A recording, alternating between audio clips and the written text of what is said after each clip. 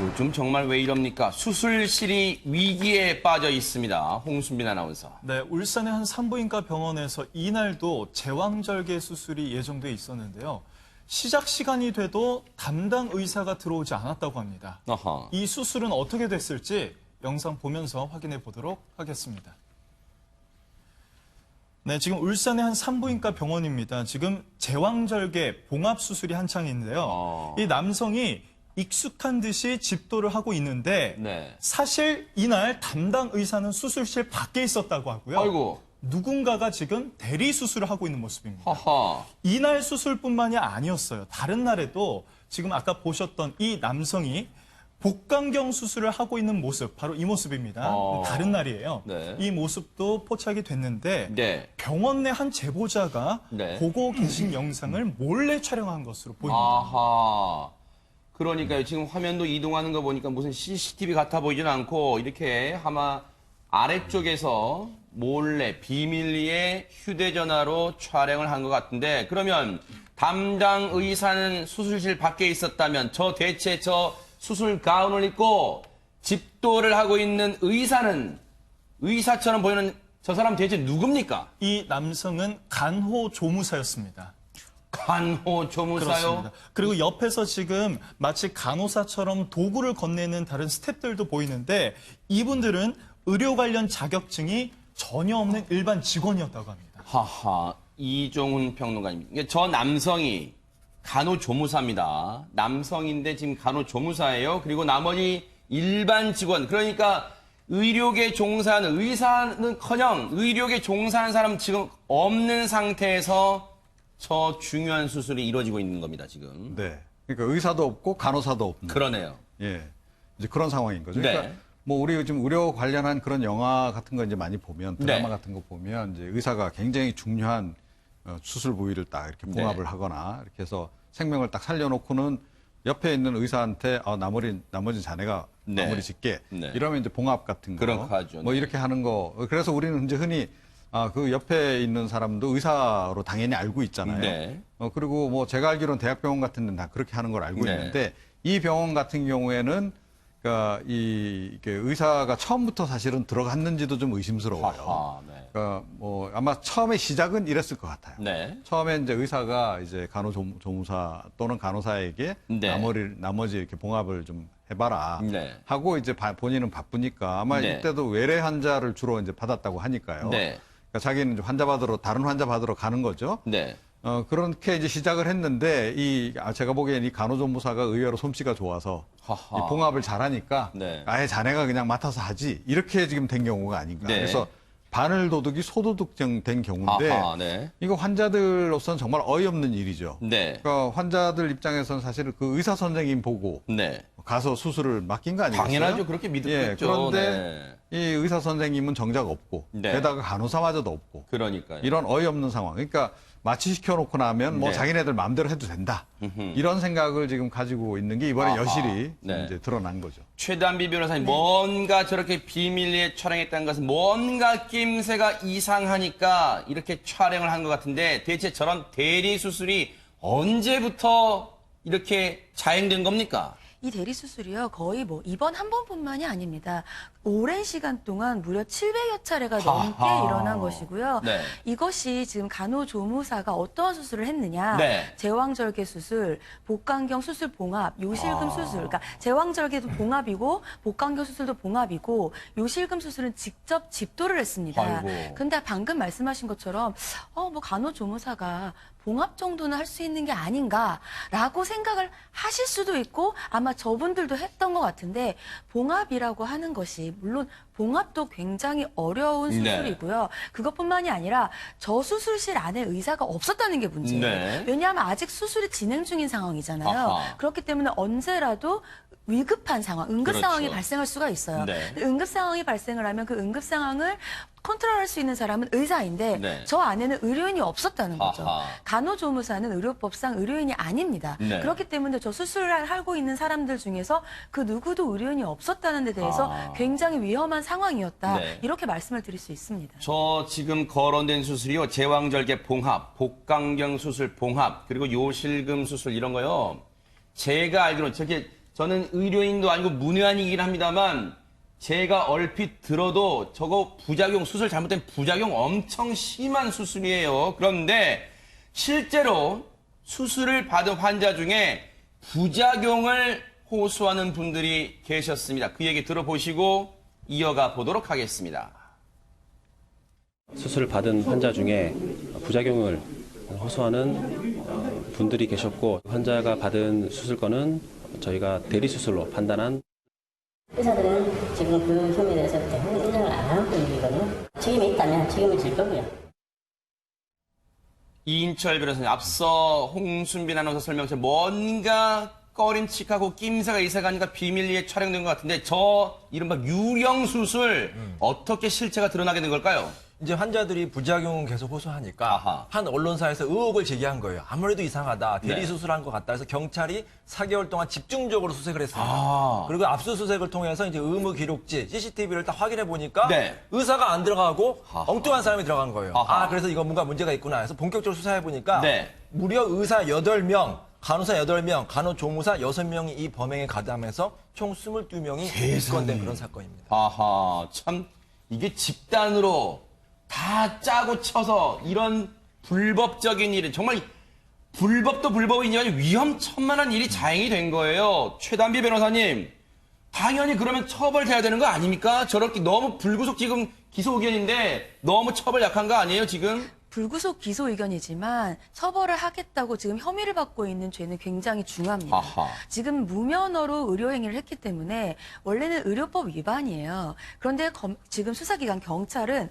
보건범죄단속법 위반으로 송치를 했거든요. 네. 저 보건범죄단속법 위반이라고 하는 것은 무면허 의료행위를 업으로 하는 경우인데 아. 업이라고 하는 경우는 지속적으로 계속해서 하는 겁니다. 네. 그래서 저것은 무기나 징역 2년 이상의 아하. 범죄예요. 즉 네. 가장 낮은 게 징역 2년인 거죠. 네. 그래서 지금 현재 불구속으로 기소가 된 이유는 네. 지금 저 의사 같은 경우에는 무슨 예를 들자면 제가 정확하게는 모르겠습니다만 뭐 도주의 우려가 없다거나 증거인멸의 우려가 없다라고 본 것 같습니다. 근데 그런데도 불구하고 지금 보건범죄단속법 위반으로 송치했다는 것은 네. 경찰에서도 굉장히 저 사건을 중하게 보고 있다. 네. 이런 의미라고 하겠습니다. 아하. 의사와 간호사들, 특히 뭐 의사들 히포크라테스 선서도 하고 그러잖아요. 생명의 존엄성을 존중하면서 소중한 생명을 살리겠다고 다짐하는 히포크라테스 선서도 하고 그러잖아요. 그 의사 8명이 이런 뻔뻔하게 불법을 자행하고 간호사들도 선서하잖아요. 백의의 천사를 불리는 간호사들도 선서하잖아요. 소중한 생명 살리겠다고. 지금 뭐 하는 겁니까? 그런데 이 책임은요, 만약에 이렇게 됐을 때 책임은 이인철 변호사님, 그럼 누가 지는 거예요? 저렇게 간호조무사가 대리 수술할 때 책임 누가 집니까, 그러면? 다 공범이죠, 뭐. 다 공범입니까? 예, 의사도 적극적으로 교사했기 때문에 교사법. 아하. 간호조무사는 직접적으로 실행했기 때문에 정법. 네. 또 옆에서 이거를 뭐 방치하는 만약 간호사가 있으면 또 종범이 될 수가 있거든요. 그러니까 이 사실은 다 어떻게 보면 환자에게 굉장한 위험을 줬기 때문에 다 공범으로 처벌해야 되고. 아하. 이거 이렇게 생각할 수 있어요. 아니, 간호조무사 같은 경우에는 어떤 사람은 의사보다 더 일을 잘할 수가 있어요. 아하. 신림동 고식점 가면 변호사보다 더 법을 잘하는 사람이 있거든요. 아, 네. 근데 우리 국가가 자격증을 인정한 제도가 뭡니까? 네. 엄격한 시험을 통해서 실습을 통해서 이 사람이 뭐 의사나 변호사의 자격이 있다. 네. 그 사람이 이제 업무를 하는 거잖아요. 그렇죠. 그런 자격증이 없는 사람이 아무리 일을 잘해도 네. 결국 불법이 될 수밖에 없거든요. 아하. 엄중하게 책임을 물어야 될 것 같습니다. 의사들은요, 이 수사 초반에는 대부분의 혐의를 부인했대. 얼마나 뻔뻔합니까? 그런데 이종훈 평론가님, 사실 이런 불법을 자행할 때는 뭔가 이 금전적인 문제도 따라오는 거잖아요, 지금. 아니, 그러니까 요즘에 그러니까 의사 선생님들 중에 사업가들이 너무 많아요. 하하. 그러니까 이제 거의 뭐 이제 이 의료 행위를 네. 그러니까 이게 정말 조금 전에 이제 히포크라테스의 뭐 정신도 이야기하셨는데 그런 뭐 그러니까 생명을 뭐 살리고 이런 그런 어떤 의무감 또는 뭐 이런 것에 의해서 한다기보다는 네. 그러니까 거의 환자도 지금 이제 상품으로 이제 그냥 보는 거죠. 아하. 그래서 제가 보기에 이번 같은 경우는 거의 이제 1+1 처리한 거 아닙니까? 아하. 그러니까 한쪽에서는 수술하도록 시작해놓고 네. 그냥 그건 뭐 간호조무사한테 맡겨놓고 자기는 다른 환자를 또 외래진을 이런 식의. 받다면서요? 예. 그런 식으로 해서 뭐 어찌됐건 수익을 최대한 좀 창출하는데 오로지 집중했다. 그러니까요. 이게 정말 어이없는 이제 그런 네. 일이고, 그러니까 비단 이 그 병원만 그랬을까 하는 것과 더불어서 이런 것과 유사한 또 그 일들이 굉장히 많을 것 같다라는 생각이 좀 든다는 그러니까요. 거죠. 네. 예. 그게 좀 사실은 걱정이 되는 대목인데. 네. 그런데 이번에 이 문제가 불거지니까 이제서야 비로소 당국이 아하, 나서서 네. 이 문제를 앞으로 그 약간의 공론화 과정을 거쳐서 그러니까요. 대법을 찾겠다. 네. 사실은 이미 소문이 상당히 꽤 나 닫아 있었는데. 있을 거 아니에요. 네, 그렇습니다. 그런데 김동철 교수님 정말 소잃고 외양간 고치는 격으로요. 그런 어떤 문제제기도 나올 것 같아요. 이번에는 정말 뭔가 미심쩍다는 그런 생각에 비밀리에 촬영된 저 영상이 있는 덕분에 알게 됐지만 차제에 뭐 수술실에 CCTV 설치해야 되는 거 아니야? 이런 의견까지 나올 것 같습니다, 지금. 예, 맞습니다. 두 가지 의견들이 있죠. 네. CCTV를 설치해야 된다라고 하는 의견이 있고 네. 또 이건 인권에 대한 문제이기 때문에 아하. 해서는 안 된다. 이게 수술 과정이 개인에 대한 아주 좀 민감한 인권에 대한 문제가 들어가 있습니다. 그럴 수 있네요. 그리고 또 이제 여성에 대한 어떤 부분에들도 포함이 되어 있기 때문에 상당히 민감한 부분들인데 네. 실제로 인권 문제로 이렇게 녹화를 해야 되느냐라고 하는 얘기가 있고 소비자 단체들도 그래서는 안 된다. 자, 그러나 지금 이 사건이 지금 이렇게 알려지게 된 이유들도 사실은 CCTV가 있었기 때문에 이제 저희들이 알게 된 거 아니겠습니까? 네네. 그래서 수사를 하는 것인데 네. 그래서 이런 유령 수술을 진짜 하지 못하도록 일단은 뭔가를 좀 네. 체계화적으로 뭔가 CCTV를 설치해야 된다. 이렇게 네. 두 가지 의견이 네. 이렇게 이제 대치하고 있는 중입니다. 저는 꼭 CCTV는 네. 설치를 해야 된다고 생각해요. 네. 왜냐하면은 예전에 어린이집 CCTV 설치 안 됐을 때도 막 감론 울박이 있었거든요. 그때 반대하는 입장이 뭡니까? 어린이집 교사의 인권이 문제된다고 아하, 했잖아요. 네. 근데 어린이집 교사의 그 사생활을 침해하는 게 아니에요. 거기는 업무 공간입니다. 수술실도 업무 공간이에요. 환자의 인권을 침해한다? 환자가 선택하게 하면 됩니다. 환자가 나는 좀 수술실 CCTV 안 했으면 좋겠다. 그럼 꺼면 돼요. 근데 대부분의 환자가 CCTV 있는 곳을 선호할 겁니다. 만약에 제가 네. 수술 받아도 CCTV 있는 곳을 설치하는 걸 선호하거든요. 네. 그 의사들 입장에서도 CCTV 설치하는 게 좋아요. 네. 본인이 정당하게 합법적으로 일을 잘했으면은 네. 혹시 나중에 의료사고 나도 그게 면책사유가 될 수가 있거든요. 네. 그러니까 의사들을 위해서 환자들을 위해서 CCTV 설치는 반드시 필요합니다. 네. 심리적으로 위축이 될 수 있는 게 소비자들이 CCTV를 만약에 이제 찍어서 된다면 요즘 사실 상당히 많이 확장돼 있잖아요. 그래서 이 영상이 어디에 또 나가지는 않을까. 뭐 의료적인 부분들이라든지 학술에 대한 부분들로 뭐 보여지지는 않을까. 네. 자, 이런 부분에 대한 것들도 우려는 할 수는 그런 있죠. 우려는 있을 수 있을 것 같아요. 그런데 앞서 말씀드렸지만 지금 여기에 연루된 것으로 의심을 받고 있는 의사가 총 8명인데 일단은 의사 중 8명 중 1명이 의사 8명 중 1명은 지금 대리 수술시킨 것을 일부 인정하고 있고 원장 등 나머지 의사 7명과 간호사는 혐의를 전부 부인하고 있다니까 이제는 경찰의 몫입니다. 그리고 검찰의 몫이요. 불구속 기소 의견으로 지금 검찰 송치했으니까요. 검찰이 더 확실한 수사로 이 혐의점을 밝혀내야 될 것 같습니다. 그런데 최근에도요.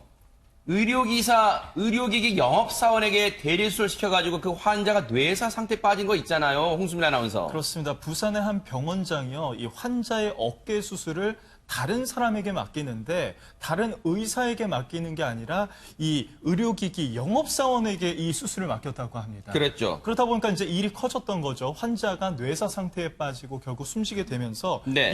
이 의사가 이제 구속되게 되는데 네. 풀려난 지 열흘 만에 이 병원을 다시 재개한다라는 메시지를 보내고 실제로 병원을 운영을 했다는 사실이 알려지면서 지금 공분을 사고 있는 상황입니다. 아니 최단비 변호사님 구속이 됐다가 왜 석방이 되는 겁니까? 구속이 됐다가 구속적부심을 청구를 했어요. 근데 이제 구속적부심에서 본인의 이 혐의를 다 인정을 했습니다. 아하. 먼저 인정을 했고 그리고 피해자와 합의를 했어요. 그렇기 때문에 구속된 상태에서 혐의를 인정하고 피해자와 합의를 했고 이런 것들 때문에 석방이 된 상태입니다. 근데 문제는 말씀하신 것처럼 석방이 된 상태인 게 석방이 된 거지 무죄가 된 건 아니잖아요. 아하. 아직은 이제 계속해서 재판 중인 상태인데 영업을 재개를 했어요. 허허. 그러니까 사실은 이것을 알게 된 소비자인 우리 같은 이제 일반 환자들이 너무 당황을 한 거죠. 그래서 이제 빗발치던 여론이 왜 영업 재개가 가능하냐, 네. 영업을 안 하게 만들 수는 없느냐라고 네. 얘기를 했더니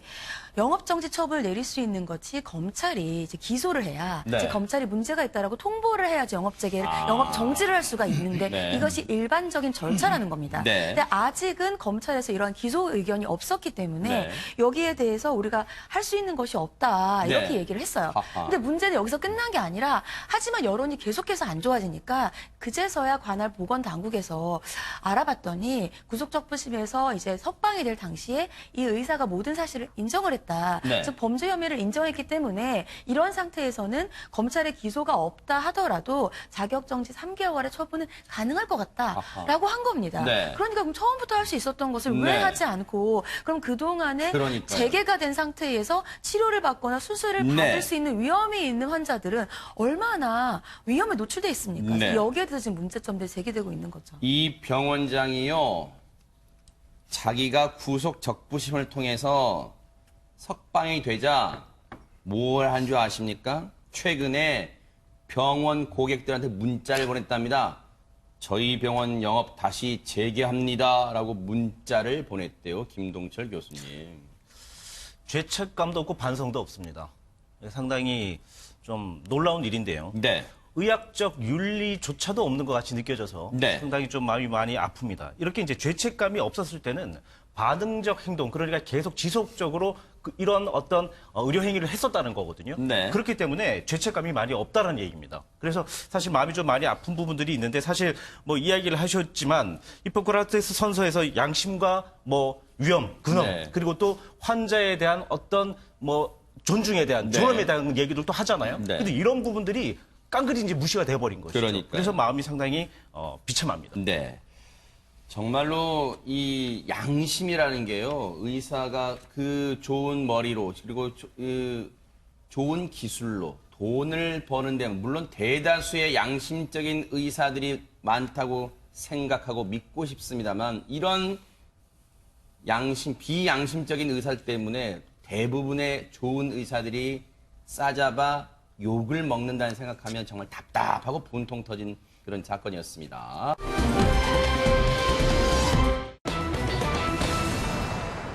요즘 인터넷상에서요, 이 동물 이름을 외치고 있다고 합니다. 이종훈 평론가님. 네.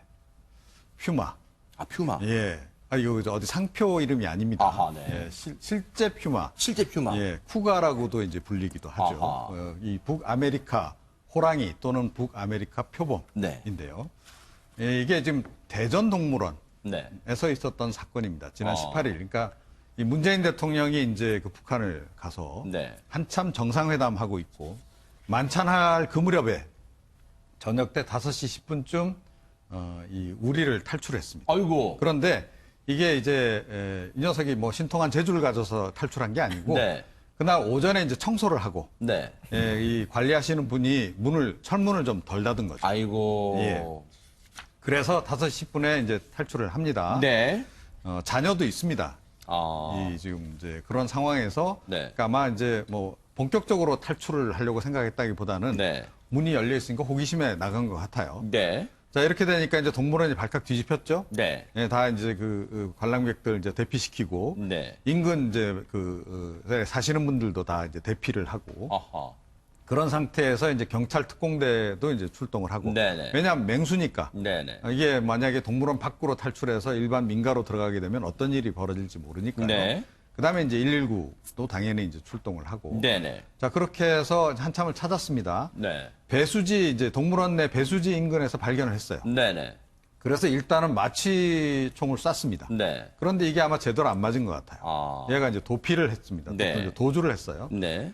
그렇게 한참 찾은 끝에 이제 밤에 네. 이제 그 8시, 그러니까 9시 44분 경에 네.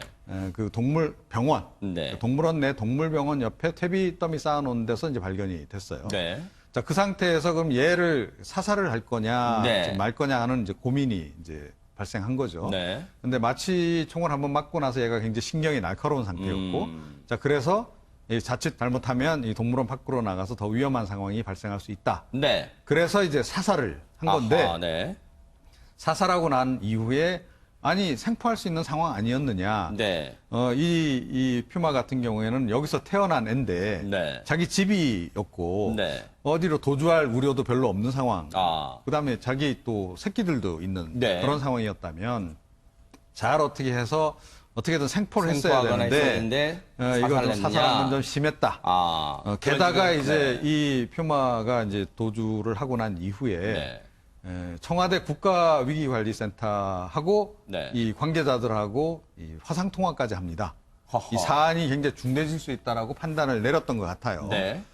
그래서 국가위기관리센터 쪽에서 사살을 명령했다. 네. 아니다. 이런 논란까지 지금 불거지면서 네. 이 결국 남북 정상회담 이슈를 이 이슈가 덮을까봐 과잉 대응한 거 아니냐.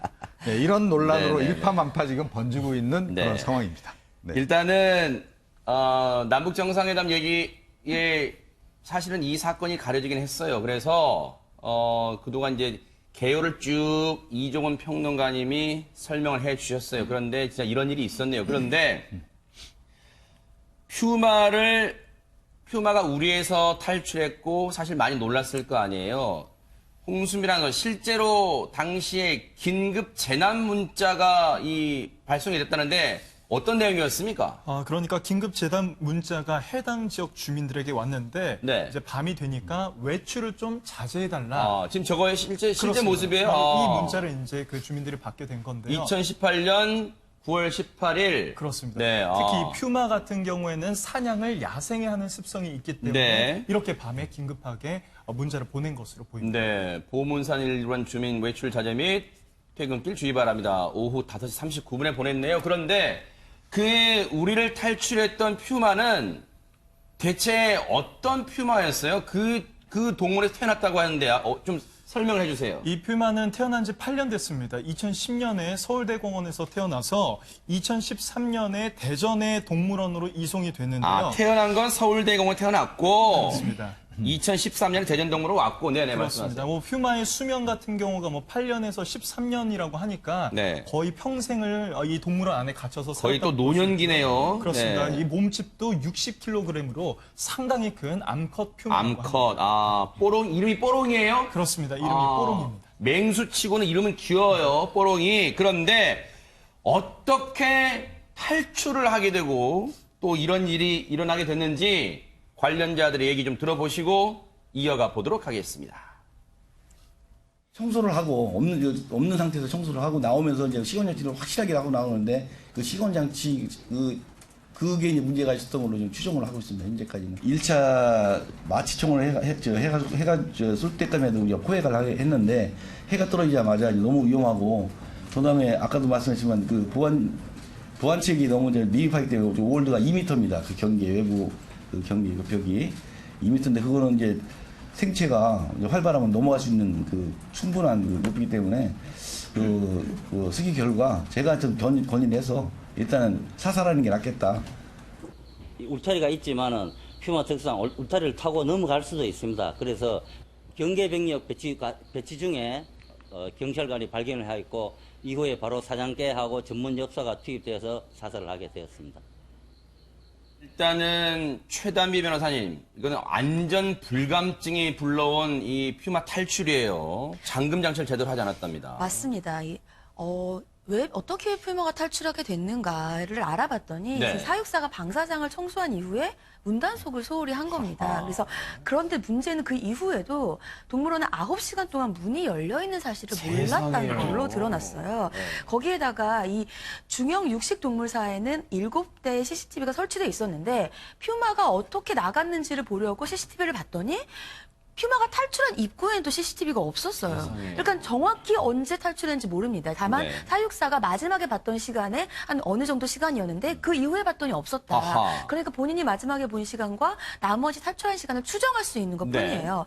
그래서 나중에 이제 여러 예를 들면 119라든지 경찰 타격대가 출동을 했는데 네. 여기에 이제 많은 시민들이 감정을 이입하는 겁니다. 왜냐하면 퓨마가 탈출하고 결국은 이제 여러 가지 시민의 안전을 위해 결정이 돼서 사살이 됐는데 그 원인이 결국은 사람이 문단속을 잘못했기 때문이라는 거죠. 그렇기 때문에 왜 사람이 잘못한 것에 대해서 네. 결국은 동물이 이렇게 사살까지 돼야 되느냐. 네. 결국에 원인은 사람에게 있는 것이 아니냐라면서 많은 시민들이 감정을 이입하고 있는 겁니다. 지금 이 사건 이후에요, 여러 가지 얘기들이 나오고 있는데, 김동철 교수님, 일단 당시 상황을 좀 보면, 처음에 마취총이 이 퓨마의 엉덩이에 정확히 명중은 했대요. 그런데 여러분, 마취라는 게요, 사람도 그렇지만 체중 같은 걸 다 고려합니다. 그래서 체중이 어느 정도 되면 어느 정도의 마취제를 투여를 한다, 이렇게 있는데, 그 마취제가 마취를 시키기엔 부족했나 봐요. 계속 움직였단 말이에요. 그리고 한번 마취를 받고 나니까 흥분했겠죠? 그래서 아마 실탄 발사까지 이루어진 것 같은데 좀 안타까워요, 이 부분은. 근데 지금 얘기하신 것처럼 마취가 돼서 사실은 뭐 그냥 마취만 돼서 그냥 저희들이 이제 포획을 했다면 네. 얼마나 좋았겠습니까? 자, 그런데 얘기하신 것처럼 마취를 맞는다고 해서 네. 이게 100% 마취가 되는 게 아닙니다. 그러니까. 몸무게에 대한 거. 네. 그리고 이 동물의 맹수이기 때문에 활동성이 상당히 높고 맞아요. 그리고 야행성이기 때문에 네. 상당히 뭐 뭔가 활동성이 크죠. 자, 네. 이런 부분들이 있기 때문에 네. 결국은 이제 이렇게 사살을 할 수밖에 없었지만 네. 매뉴얼도 그렇습니다. 맹수에 대한 매뉴얼 요령을 보면 네.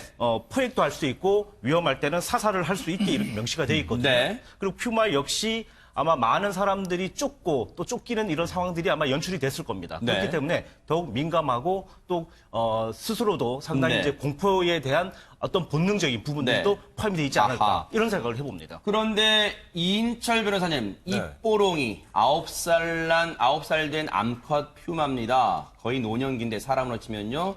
이 퓨마 암컷 뽀롱이가 사살이 돼서 안타깝지만 사살이 됐는데 지금 논란이 계속되는 이유가 뭡니까? 또 다른 이유가 있다면서요? 어떤 기사가 올라왔는데 네. 국립중앙과학관에서 이 생물 다양성 보존 차원에서 이 퓨마를 박제를 하자 그렇게 요청을 했다는 거예요. 근데 사실은 이 관계자의 말을 빌리자면 박제 요청을 한 게 없다. 그래서 그건 해프닝으로 끝났는데 많은 사람들이 여기에 분노한 거죠. 아니 이제 뽀롱이가 억울하게 죽은 것도 정말로 안타까운데 박제까지 하면 얼마나 불쌍하냐. 그래서 이제 문제가 된 것 같은데 네. 제 생각은 좀 그래요. 이 뽀롱이가 지금 9년 동안을요. 네. 평생을 좁은 우리 안에 갇혀 있었습니다. 네. 꼼짝도 못하는 우리 안에 갇혀 그러네요. 있었어요.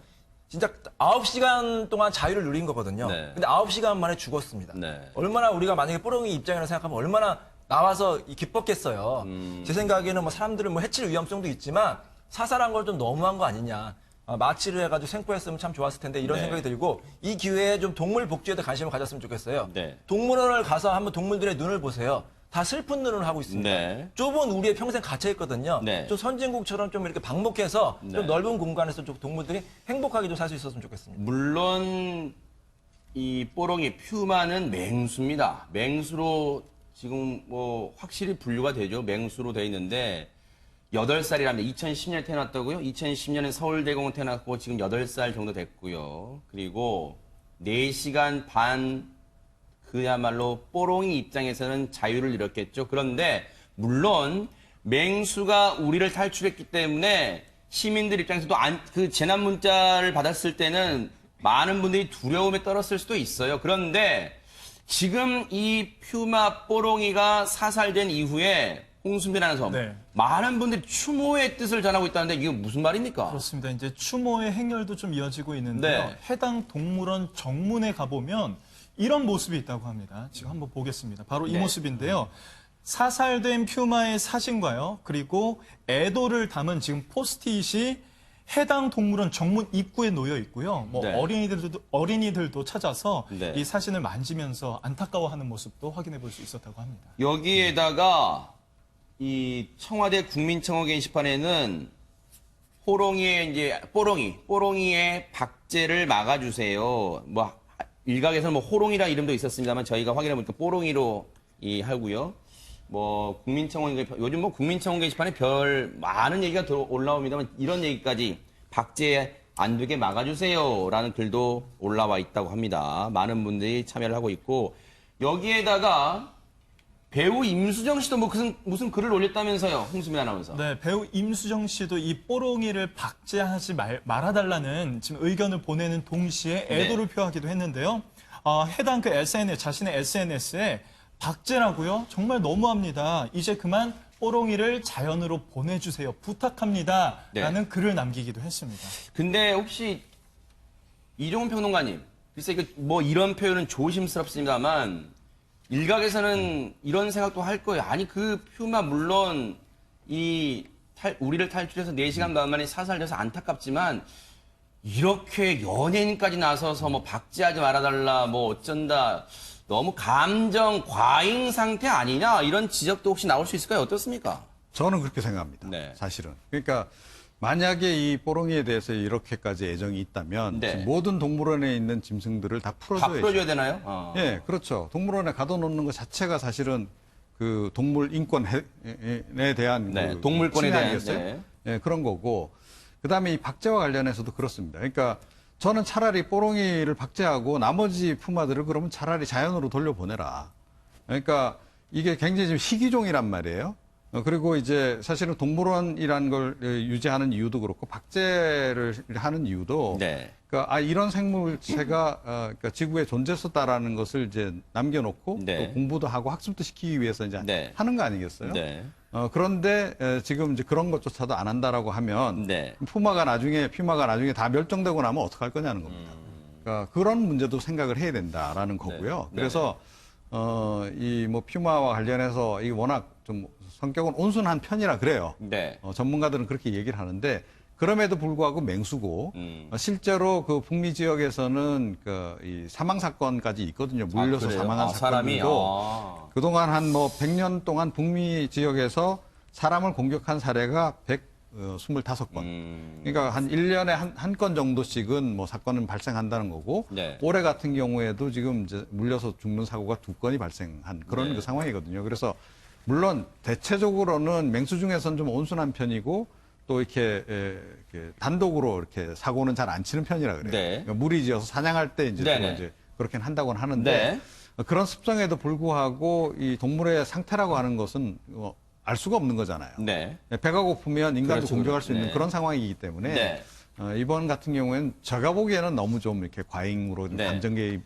감정이입을 하시는 게 네. 아닌가 이렇게 생각합니다. 이인철 변호사님, 이게 모든 일에 상대성이 있잖아요. 만약에 이런 상상은 참 끔찍합니다만 만약에 이 뽀롱이가 4시간 반 동안 돌아다니면서 혹시라도 인간에게 해를 끼쳤다면 상황은 또 달라졌을 거예요. 그때는 정말 위험한 상황에 바로 사살해야죠. 그게 네. 낫죠. 그리고 여론의 목소리 또 달랐을 거예요. 그렇죠. 네. 근데 지금은 동물원 안에 있었고 네. 아직 사살까지 가는 상황은 아니었잖아요. 그래서 선진국처럼 충분히 마취를 한 다음에 그물로 이제 생포를 할 수 있는 그런 매뉴얼이 있었다는 거죠. 그게 너무 무시했던 거예요. 아하. 인간의 실수로 뽀롱이가 나간 건데 네. 또 인간이 또 뽀롱이를 사살했다는 것 자체가 참 아하. 안타까운 그런 사건인 것 같습니다. 네. 이렇게 되면 이제 논란이 되니까 최단비 변호사님 박제는 안 할 것 같아요. 그러면 앞으로 그러면 어떻게 되는 겁니까, 뽀롱이는? 이 퓨마가 국제 멸종 위기종 2등급입니다. 그래요? 네, 그래서 이제 예를 들자면 동물원도 어떤 동물을 뭐 물론 사람들이 보는 것도 있지만 예를 들면 멸종 위기 동물들을 보호하고 이러한 또 목적도 있거든요. 그래서 멸종 위기종 2등급이고 네. 이런 멸종 위기종 2등급은 이제 그러니까 세계적으로 관리를 합니다. 아하. 그래서 멸종 위기에 처한 야생 동식물의 국제 거래에 관한 협약이 있어요. 네. 그렇기 때문에 만약에 동물이 사망을 하더라도 이 사체 처리에 관한 규정을 따로 두고 있습니다. 그래서 사체 처리에 관한 규정에 따라서 이 멸종위기 2등급의 동물 같은 경우에는 사망을 하면 환경부에 신고를 먼저 하고요. 신고 후에 동물 사체 처리 전문 업체가 또 따로 있어요. 그래서 전문 업체에 맡겨서 처리하는 것이 원칙입니다. 그래서 뭐 박제 얘기들이 나왔는데 박제는 하지 않기로 했다라고 결정이 됐기 때문에 대전도시공사 같은 경우에도 관련 규정에 따라서 소각할 가능성이 높다. 그래서 내부 자체 감사가 끝날 때까지는 하지만 현재는 보류 중이지만 아무래도 이 협약에 따라서 해당 규정에 따라서 소각할 가능성이 높아 보입니다. 또 이제 동물을 사랑하시는 분들은 저 소각이란 단어가 또 의미 뉘앙스 때문에 왜 뭐 마치 쓰레기를 태우는 것처럼 소각이라는 표현을 쓰냐 하시겠지만 어쨌든 저게 아마 전문 용어인 것 같으니까 화장을 한다는 겁니다. 이 뽀롱이를. 그래서 박제는 안 하고요. 그렇게 지금 방침을 내렸다고 하고 어쨌든 이 추모의 마음은 또 그 마음대로 소중하니까요. 또 이 뽀롱이에게 또 추모의 글들도 많이 남겨주시기 바랍니다. 어쨌든 하마터면 큰일 날 뻔한 그런 사고였습니다.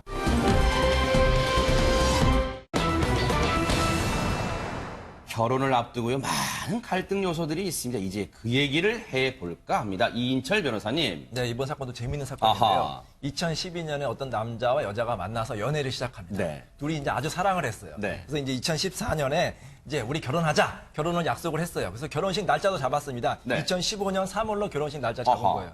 자, 그럼 결혼해서 중요한 게 신혼집이잖아요. 네. 근데 이제 남자네 이제 아버지가 네. 재력가였던 것 같아요. 내가 4명이 된 집을 신혼집으로 주겠다. 그러니까 얼마나 좋지 않습니까? 어허. 근데 문제가 된 게 하나 있었어요. 왜요? 그 집에는 이 예비 남편과 그 누나, 시누이가 같이 살고 있었던 겁니다. 그래요? 그러니까 이제 여자 측에서 조금 그게 불편했겠죠. 그러면 그 누나는 어떻게 되는 거냐? 그랬더니 남자의 집에서 누나도 당분간 살 수밖에 없다는 겁니다. 허허. 아니 누나를 어떻게 같이 사느냐 내보내야지. 네. 이것 때문에 양가가 갈등이 벌어져서 네. 결국은 파혼까지 이른 사건이었어요. 아니 최단비 변호사님, 이것 때문에 파혼까지 간다고요? 이게 왜 그럴까요? 이제 결혼식이 다가오는데 이 누나도 집을 구하려고 노력은 했었어요. 아하. 근데 새로운 집을 구하는 게 쉽지가 않았던 거예요. 그랬겠죠. 그래서 결혼식 날짜는 다가오는데 누나가 나가서 살 집에 문제가 해결되지 않는 거예요. 아. 그러자 이 여자 쪽 집에서 예비 장인과 장모가 이 남자를 부릅니다. 아하. 남자를 불러서 아니 결혼이 다가오는데 왜 아직까지도 누나가 살 집을 못 구하느냐. 빨리 누나랑 같이 살지 않는 쪽으로 이 문제를 해결을 해라. 이렇게 얘기를 한 거예요.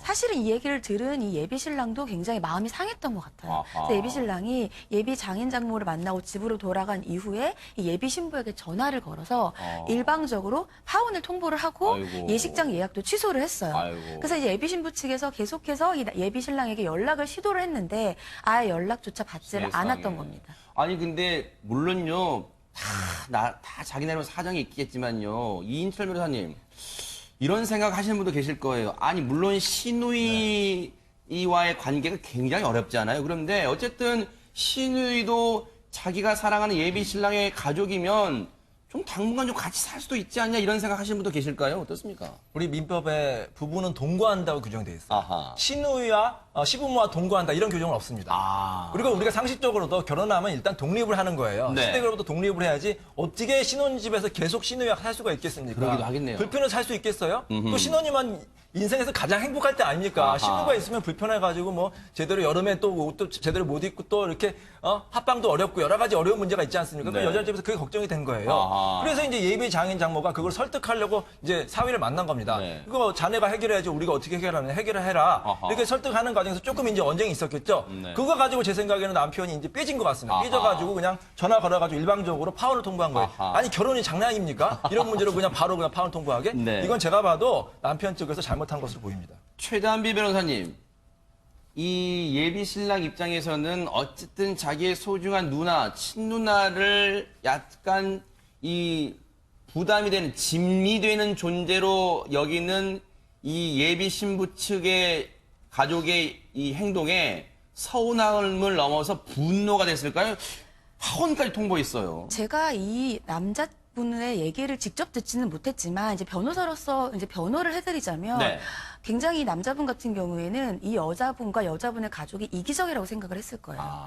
왜냐하면 이 집은 아버지 명의의 집이에요. 아하. 아버지 명의로 자신의 딸과 아들이 같이 살고 있었단 말이죠. 네. 근데 아들이 결혼을 하니까 아버지가 아들의 결혼을 축하하고 앞으로 잘 살게 해주기 위해서 자신의 집을 신혼집으로 내주는 거예요. 네. 사실은 이 딸인 시누이 입장에서도 이 집에서 같이 살았고 권리가 있었던 사람인데 그냥 나가라 일방적으로 통보를 한 겁니다. 네. 그런 거에서 있어서 아니 우리 가족에 대해서 우리 가족이 사실은 가족이 아파트잖아요. 그러네요. 그런데 예비 장인과 장모가 무슨 권리로 이렇게 일방적으로 나에게 나가라고 하는가라고 생각을 할 수가 있고요. 네. 저는 이 사건을 보면서 어떤 생각을 했냐면 제 친구가 사실은 남편과 결혼을 할 때 남편이 누나랑 같이 아파트에 살고 있었어요. 아하, 네. 그래서 이 똑같은 문제를 겪었습니다. 네. 근데 그 제 친구들은 어떻게 해결을 했냐면 이 누나들도 나가려면 돈이 필요하잖아요. 네. 이 집에서 같이 살았는데 갑자기 전세를 찾으려면 돈이 필요하기 때문에 이 집을 그냥 신혼집으로 안 사고 이 집에서 전세금을 나눴어요. 그러니까 이 집도 그렇게 할 수 있었습니다. 근데 이 집에서 살고 싶었겠죠. 더 네. 작은 집으로 가기 싫었을 거예요. 아하. 저는 남자 입장에서는 우리 누나에게도 이 집에 돈을 일정 부분 나눠줬으면 됐는데 아하. 그런 생각은 하지 않고 일방적으로 자꾸 누나에게 나가라고 하고 네. 누나도 노력은 하고 구할 수 있어 하려고 하지만 네. 못 구했는데 그것을 계속해서 해결을 해라라고만 하니까 이 가족은 너무 이기적인 거 아닌가라는 생각을 했을 수도 있겠다라고 네. 개인적으로 추측을 해봅니다. 김동철 교수님, 물론 예전에 뭐 옛날에 그 무슨 조선시대 사고방식을 막 적용할 수는 없겠습니다만 그래도 이 시누이가 좀 불편한 관계이긴 하겠습니다만 좀 같이 살 수도 있지 않냐, 이런 생각 하실까요? 어떻습니까? 보통 이런 상황이 되면 뭐 같이 산다 안 산다를 떠나서 자기 개인에 대한 이기적인 생각이 가게 됩니다. 이제 뭐 이기적이라고 그러면 나쁜 생각인 것 같지만 애착 심리라고 보셔도 될 것 같고요. 네. 결혼을 한다는 그 자체가 자기 나름대로의 문화를 만들고 싶고 네. 자, 그런 것들을 운영을 하기 위한 거잖아요. 네. 자, 그런데 시누이가 있으면 그게 상당히 좀 어려워지죠. 네. 그리고 요즘 현재 이제 그 애착 심리에 대한 얘기들이 상당히 많은데 네.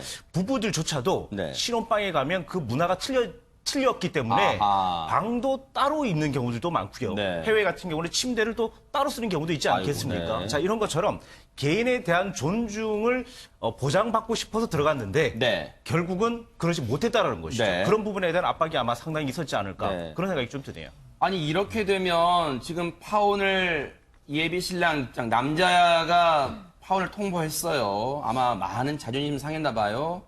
근데 여성분 입장에서는 연락을 계속 취했는데 안 받았대요. 이렇게 되면 이종훈 평론가님 이 두 사람 사이 어떻게 된 겁니까?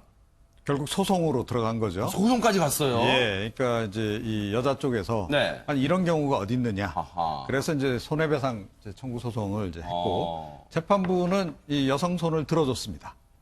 이게 남성도 맞소송을 한 거군요. 남성도 소송했는데. 네. 그러니까 아니 이 남성이 너무 일방적으로 아하. 그러니까 사전에 아무런 얘기 없이 이런 식으로 탁 이 파혼을 통보하는 거 이거는 일방적이다? 잘못된 거다. 아. 그래서 이제 위자료 1,000만 원 네. 거기 더해서 이제 결혼 준비 비용이 또 이제 한 꽤 들어갔었나 네. 봐요. 2,300만 원. 이른바 뭐 스드메. 예. 스드메. 그래서 네네. 그 비용까지 다 물어줘라. 네. 이렇게 지금 판단을 내렸는데 네. 저는 이 사건 보면서 결혼이 장난이냐. 아. 그러니까 양쪽 다 너무 결혼을 가벼이 여긴 거 아닌가. 저는 그렇게 생각을 해요. 네. 그렇습니다. 그러니까 아니, 물론 이제 이 남자도 잘못했어요. 네. 남성도. 그러니까 이렇게 막 일방적으로 하면 안 되죠. 네. 근데 그럼에도 불구하고 살짝 좀 이렇게 속된 말로 좀 빈정이 상해서 그럴 수도 있는 건데 네. 만약에 여성이 정말 이 남성을 사랑했다면 네. 다시 만나서 이야기를 했겠죠. 아하. 그래서 야 이렇게 아니고 이게 네. 감정적으로 한 문제가 아니지 않느냐. 네. 합리적으로 우리가 해결 방안을 찾아보자라고 다시 한번 얘기할 수도 있었던 네. 거 아닌가. 아하. 그렇게 저는 생각을 합니다. 네. 이인철 변호사님 보실 때는 재판부가 여성의 손을 들어준 어떤 배경이랄까요? 주된 이유가 그럼 대체 뭘까요? 이 재판부가 이제 송인우 부장판사를 굉장히 재판 잘하시는 아, 분인데 그러세요? 네네. 그분이 이렇게 이제 남자가 잘못했다고 판단한 건 다 이유가 있어요. 왜냐하면 우리 그 약혼이라든지 결혼을 파혼할 때 누가 잘못했는지 보는지 아세요?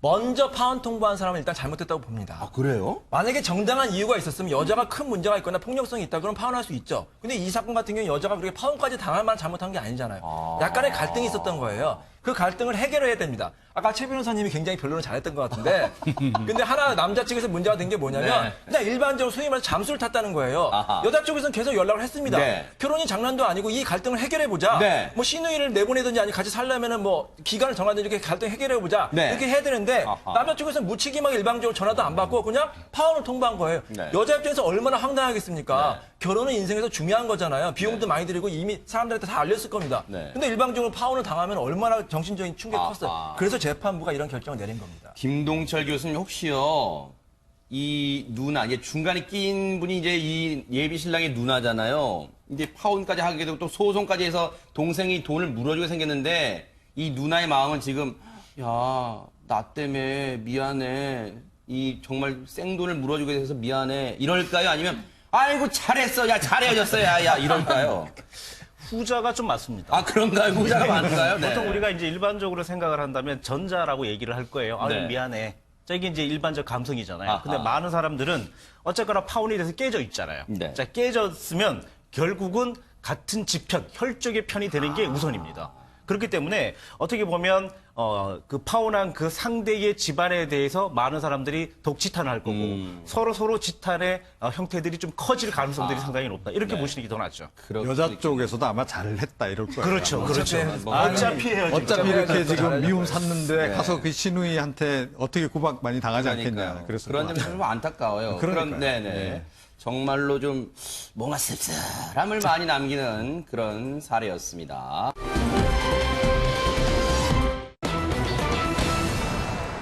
결혼 전에도 이런 갈등인데 결혼해도요 이런 문제들이 있다고 합니다. 최단비 변호사님. 네, 이 남성과 여성은요, 처음에는 사실혼 관계였어요. 아하. 사실혼 관계라고 하는 것은 혼인의 생활은 모두 다 똑같이 하는데, 이제 혼인신고만 안 한 상태죠. 아. 사실혼 관계로 3년간 유지를 하다가, 어허. 그 이후에 혼인신고를 했습니다. 네. 그래서 법률혼으로 2년간을 더 살았어요. 그러니까 총 5년을 부부로 살았죠. 어. 근데 살다가 어떠한 이제 갈등이 생겨서 협의로 이혼을 했습니다. 아하. 그런데 이혼을 하고 나서 여성이 새로운 사실을 알게 돼요. 이혼을 하고 3개월이 지난 다음에야 이 남편이 내가 나랑 살고 있는 사이에 외도를 한 사실을 알게 아이고. 됩니다. 그 외도도 심지어 사실혼 때부터, 즉 사실혼 관계 결혼을 한 지 얼마 되지 않아서부터 지속적으로 외도를 한 사실을 알게 돼요. 아하. 그래서 여성이 이 남편이었던 남자와 네. 이 본인의 남편이었던 남자와 함께 네. 외도를 저질렀던 소위 상간녀라고 하죠. 아하. 상간녀에게 위자료 청구 소송을 제기했습니다. 네. 아니 이인철 변호사님, 네. 남편의 입장에서는 네. 왜 그래? 우리 관계 끝났잖아. 혹시 그럴까요? 어떻습니까? 그렇죠. 이거 남편이 굉장히 불리한 사건이라서 변호가 어려운데요. 아, 그런가요? 네. 네. 왜냐하면 보통 이렇게 이제 뭐 소위 말하는 핑계를 대죠. 이미 깨진 사이였다. 파탄이 된 후의 일이었다. 그리고 이미 이혼까지 했잖아요. 근데 실제 판례도 있어요. 만약에 부부가 이미 파탄이 돼서 별거가 된 상태에서 네. 다른 사람을 만났다. 근데 이제 그거 가지고 소송을 하잖아요. 그러면 그 소송이 이유가 없다. 불법행위 아니라는 그런 판례도 있습니다. 아. 이미 깨진 거예요. 이혼은 안 했지만. 그렇게 이제 논리를 펼 수 있겠는데 네. 만약에 이 남성 같은 경우에 처음부터 뭐 결혼 전부터 사실혼 관계부터 만났으면은 네. 위자료가 나올 수밖에 없죠. 네. 그래서 이제 위자료 결국은 액수가 이제 뭐 좀 깎아달라 이렇게 주장할 수밖에 없을 것 네. 같습니다. 김동철 교수님 보실 때는 일단 이 아내분 입장에서는 제일 큰 게 배신감 그런 걸까요? 어떻습니까? 그렇죠. 보통 이제 외도에 대한 문제가 있으면 상대방에 대한 신뢰가 깨져 있는 거기 때문에 네. 배신감이 클 겁니다. 아하. 자, 근데 그 배신감이 문제가 돼서 상당히 갈등이 커지겠죠. 네. 그 이후에는 지금 이제 소송 위자료 청구를 한 것처럼 합리적 판단을 합니다. 아하. 자, 이제 끝났으니 네. 그리고 감정에 대한 부분들은 우리가 이렇게 힘들게 감정에 대한 부분들이 있었으니 네. 그 다음에는 합리적 선택을 해서 위자료 청구를 하는 게 아. 일반적이죠. 자, 네. 그런데 이렇게 위자료 청구를 해서 어떤 위자료를 받았다고 해서 심리적으로 안정이 될까? 그렇지도 않습니다. 사실은 아. 어떤 사건이 빨리 끝나야 심리적 안정이 되기 때문에 네. 어떤 청구를 한다든지 법적 소송을 걸어서 끝내려고는 아하. 하지만 결과적으로 그 이후에 오는 스트레스라든지 아니면 이제 외상 스트레스도 같은 문제지만 우울도가 상당히 높을 가능성들이 상당히 높죠. 그럴 수 있겠네요. 그런데 최단비 변호사님, 시청자분들 중에 그런 생각하실 수도 있을 것 같아요. 물론 남편이라는 사람이 정말 부정한 짓을 저지른 건 이 정말 분노가 치밀지만 지금 두 사람 헤어지지 않았냐? 근데 어떻게 위자료를 달라고 하지? 이렇게 생각하실 수 있을 것 같습니다. 이제 남자 입장에서는 어떻게 얘기를 할 수가 있냐면 우리 이혼할 때 위자료 다 주지 않았냐. 아하. 그 위자료 안에 여기도 다 포함되어 있기 때문에 왜 끝난 얘기를 다시 하느냐 이렇게 아하. 주장을 할 수가 있어요. 근데 이거는 소송이 끝난 이후에 새로 알게 된 사실이에요. 아하. 그렇기 때문에 소송 당시에는 전제 조건이 되어 있는 사실관계가 아닌 겁니다. 그래서 새로 알게 된 사실에 대해서는 새로 소송을 할 수 있어요. 그래요? 그리고 이게 뭐 불륜이라고 하지만 이제 법상으로는 손해배상, 불법행위잖아요. 불법행위에 대한 손해배상을 청구할 수가 있는데 이 기간이 있습니다. 근데 안 날로부터 3년, 아. 그리고 있은 날로부터 10년까지 청구할 수가 있어요. 기간이 정해져 있어요. 예, 그래서 이 여성분 같은 경우에는 이혼을 하고 나서 새롭게 알게 된 사실이고 그러면 3년 내에는 위자료, 즉 손해배상 청구 소송을 할 수가 있습니다. 네. 그래서 보통은 우리가 이혼을 네네. 하고 나서도 예를 들면 이혼을 했어요. 그래서 재산분할을 청구하고 했는데 재산분할 청구할 때는 몰랐던 남편 재산이 있단 말이죠. 네. 새로 알게 돼도 또 거기에 대해서 새로 또 청구를 할 수가 있어요. 아하. 그러니까 그렇기 때문에 이혼한 이후에도 손해배상 청구는 가능합니다. 아, 이건 어떻게 보면 법적으로 보호를 해주는 정당한 위자료 청구라고 그럼 보여질 수 있겠네요. 그런데 이종훈 평론가님, 어쨌든 이 아내분 입장에서는 이렇게라도 뭔가 위자료를 받아내야지. 물론 돈이 뭐 중요하겠습니까만, 돈이 다는 아니겠습니다만, 뭔가 자기가 받은 마음의 상처를 좀 보상받고 싶은 심리가 있을까요? 예, 근데 이거 재판부가 의외로 이거 굉장히 까다로운 재판이 될 것 같다는 아하. 생각이 들어요. 왜냐하면 제가 갑자기 이 상간녀의 입장에서 이 사건을 보면 어떨까라는 생각을 해봤는데 부정한 짓을 저지른 그 여성 입장에서. 근데 그녀랑 먼저 사귀었다는 거 아니에요. 음흠. 그럼 상간녀 입장에서는 사실은 이제 이 남성과 네. 그러니까 자기는 사실혼 관계에 있다라고 생각했을 수 있는 거죠. 네. 그렇게 보면 지금 이 이혼 소송, 그러니까 이 지금 소송을 제기한 네. 이 여성이 이제 그녀 입장에서는 상간녀일 수 있는 거죠. 네, 그래서 네. 봤더니 혼인신고까지 했어? 네. 뭐 혼인신고 빨리 정리해. 네. 해서 정리를 했을 수도 있는 거 아닌가. 자, 그렇다면, 네. 자, 지금 재판부로서는 네. 이 사실혼에 그럼 우선해서 재판을 할 건지, 네. 아니면 이 법률원에 우선해서 재판을 할 건지, 네. 이 고민이 될 것 같고, 아하. 최근에 어찌됐건 이 사실혼 관계도 좀 많이 존중해주는 쪽으로 판례가 나오고 있잖아요. 네. 그래서 이거 굉장히 까다로운 재판이 될 수 있겠다. 그런가요? 이런 생각이 갑자기 드는데, 네. 법률 전문가들한테. 그러니까요. 이런 안 그래도 물어보고 그래서 이인철 변호사님께 여쭤볼게요. 그러면 그 부분까지 포함해서 한번 말씀 좀 해주시고요. 그리고 어쨌든 이 아내 입장에서는 남편이 사실혼 관계 때부터 다른 여성과 외도를 했다고 인지는 했지만 그렇다면 무슨 증거를 수집한다거나 결정적으로 부인할 수 없는 뭔가 그런 걸 모았을 거 아닙니까? 일단 이종훈 평론가는 굉장히 예리하다고 제가 그러신가요? 아하, 네. 이런 경우가 발생할 수가 있어요. 네네. 만약에 사실혼 관계에 있는 여성이 있었는데 이 남성이 다른 여자와 결혼한 거예요. 그럼 이 사실혼 여자 입장에서는 어떻게 보면 본인이 피해자가 될 수가 있거든요. 아하. 그러니까 서로 이제 피해자라고 주장하는 그런 상황이 있을 수밖에 그래요? 없습니다. 그럴 경우에 누가 우선하느냐? 일단 사실혼이 우선합니다. 먼저 만났잖아요. 그러니까 이 사실혼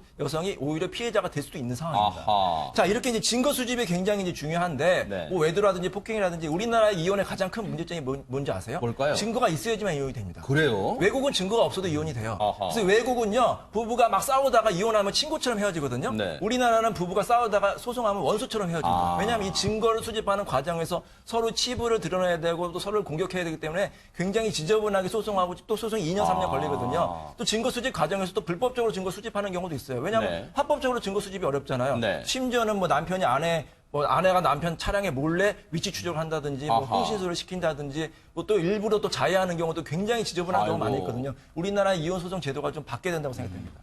옆에서 묵묵히 듣고 있던 우리 홍순배 아나운서는 두 사건을 접하면서 혹시 결혼에 대해서 어떻게 생각하고 계십니까? 잘 보고 해야겠다. 정말 정말 잘 보고 어려운 해야겠다. 거예요. 네. 전문가들의 도움을 받으셔서 여기 계신 네 분한테 도움을 우리 꼭 인철 변호사님과 최단민 변호사님 메모했다가 꼭 상담을 받으시기 바랍니다. 정말 어려운 겁니다. 정말로 두 사람이 이렇게 맺어진다는 게요.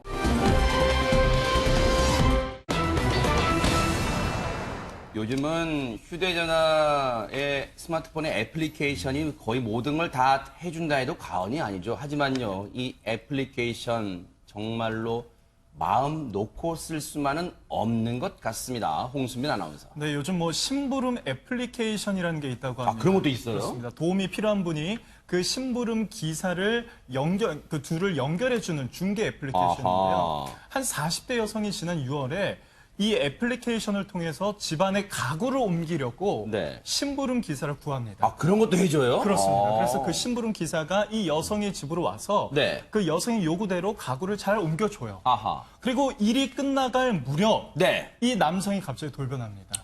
강도로 돌변해요. 세상에. 흉기로 여성을 위협하고요. 심지어 성폭행까지 시도를 하는데 아이고. 이 여성, 이 짐을 옮기는 남성을 상대로 뭔가 좀 저항을 해보려 하지만 속수무책일 수밖에 없었던 상황이었습니다. 세상에 이종훈 평론가님 심부름 해준다고 심부름 대행업체를 통해서 소개받은 남성이 강도와 성폭행범으로 돌변을 했습니다. 그러니까 이 당하는 입장에서는 뭐 그야말로 만감이 교체했을 것 같아요. 그러니까 결국은 스스로 강도를 불러들인 격이 돼버렸단 말이죠. 아하. 자, 그런데 본인 생각은 아니 그 앱을 통해서 네. 그래도 믿을 만한 앱이다라고 생각해서 네. 그쪽을 통해서 그래도 이렇게 사람을 불렀는데 이런 경우가 있나? 약간 억울한 생각도 들면서 네. 순간적으로 이 위기를 어떻게 모면해야 될까 하는 그런 또 이제 그런 생각까지 겹쳐져서 네. 아마 상당히 당황한 그런 그 상황이 이제 전개가 된 것 같고요. 네. 그런데 이게 지금 남의 일이 아니라는 거죠. 하하. 요즘에 이런 걸 이용하시는 분들이 의외로 많단 말이에요. 그러니까 많다면서요? 네. 특히 1인 가구가 늘어나고 있잖아요. 네. 1인 가구가 늘어나면서 이 남의 손을 이제 빌어야 될 일이 훨씬 더 많아진 겁니다. 네. 그래서 사실은 이런 앱들이 좀 굉장히 성행하고 있는 상황이기도 한데 네.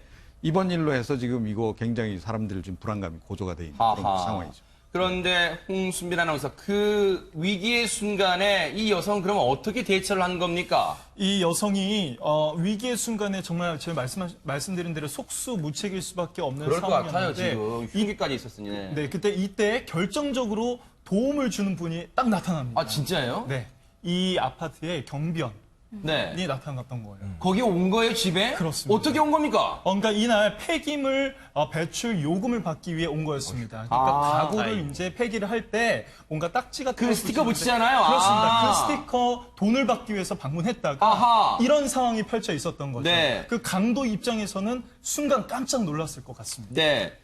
그 여성분이 정말 안간힘을 써가면서 저항을 하는 그 순간에 정말로 천우신조입니다.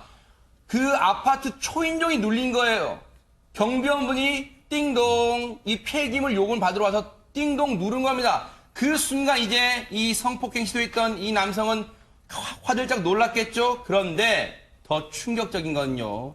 당시 그 집에 이 여성의 최단비 변호사님 아이까지 있었다면서요. 그러니까 죄질이 너무 불량한 것 아하. 같아요, 정말. 왜냐하면 이 여성 같은 경우에도 본인도 예를 들면 물론 여성이 남성보다 신체적으로 힘이 약하기 때문에 저항이 어렵습니다. 하지만 아이까지 있기 때문에 엄마 입장에서는 내가 여기에서 적극적으로 저항을 하면 그 해코지가 아이에게 갈까봐 세상에. 더욱더 심리적으로 위압감을 느낄 수밖에 없는 상황이거든요. 네. 그래서 저는 죄질이 정말 나쁘다라고 생각을 하는데 네. 더 충격적인 게요.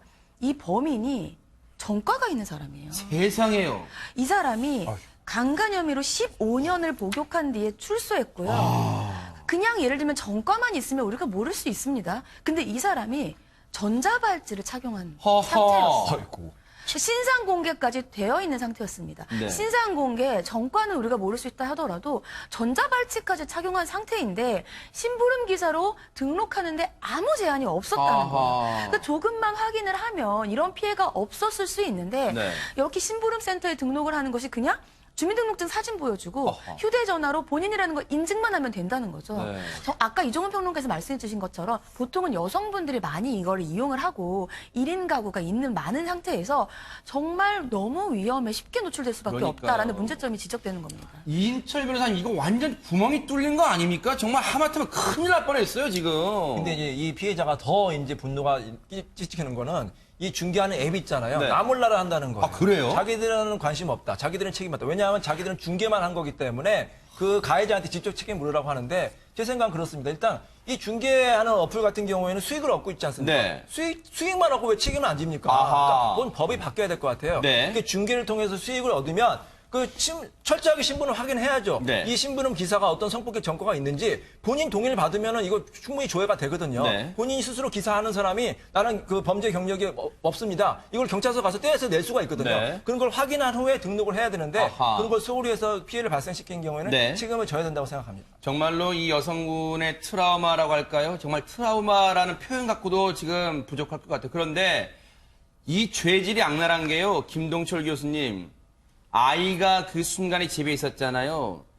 이 여성 입장에서는 혼자 도망치고 싶어도 아이 때문에 못 도망간 또 그런 상황이었어요, 지금. 지금 앵커께서 얘기하신 것처럼 뭐 이건 말로 표현할 수 없습니다. 네. 상당히 저는 뭐 분노까지 치미는데 그러니까요. 피해 무력감이라는 게 있습니다. 네. 아이든지 주변에 가족들이 있으면 네. 그 가족이 해코지를 당할까봐 네. 무력감이 생기거든요. 아하. 자, 이런 부분들은 오랫동안 트라우마로 남습니다. 아하. 자, 이게 극한의 트라우마 중에서도 네. 성과 관련된 트라우마. 네. 자, 이 부분들은 상당히 문제가 심각한데 네. 불안 심리도 있고 그리고 또 불신 심리도 있지만 남성 혐오 심리가 생기기 때문에 네.